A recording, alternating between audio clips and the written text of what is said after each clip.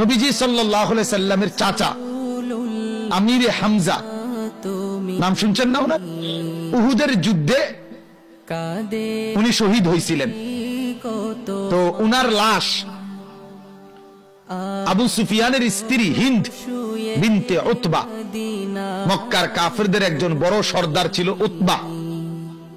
এই উতবার মেয়ের নাম ছিল হিন্দ, যারে আপনারা বাংলায় হিন্দা বলেন, অনেকে হিন্দা বলে, মূলত শব্দটা হলো হিন্দ।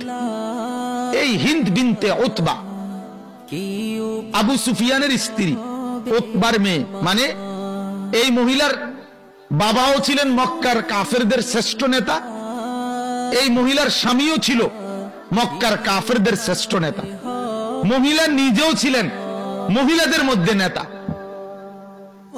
তো উহুদের যুদ্ধে এই মহিলা হিন্দ আপনার নবীজির চাচার মানে বুকের উপরে বৈশা মাঝখান দিয়া কলিজাটা, মানে বুকটা ফাইরা কলিজাটা বাইর করছে, কলিজাটা কামড়াইয়া চাবাইয়া খাইছে, এবং নাক কান গলাগুলো হাত পাও গুলো কাইটা টুকরা টুকরা করে গলার মালা বানাইয়া এই মহিলাটা আমিরে হামজার লাশের ক্ষত বিক্ষত অংশের সামনে নাচছে, মেয়েদেরকে নিয়ে, মহিলাদেরকে নিয়ে গান গাইছে, নাচছে, ফুর্তি করছে।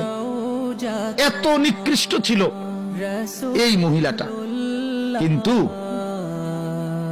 মক্কা বিজয়ের পরে 8ম হিজরিতে এই মহিলাটা হিন্দ, এই উতবার মেয়ে আবু সুফিয়ানের স্ত্রী, রাসূলুল্লাহ সাল্লাল্লাহু আলাইহি ওয়াসাল্লামের চাচা আমিরে হামজার লাশকে যে এত বড় অপমান করছে, এই মহিলাটা কালেমা পড়ে মুসলমান হয়েছে। সুবহান।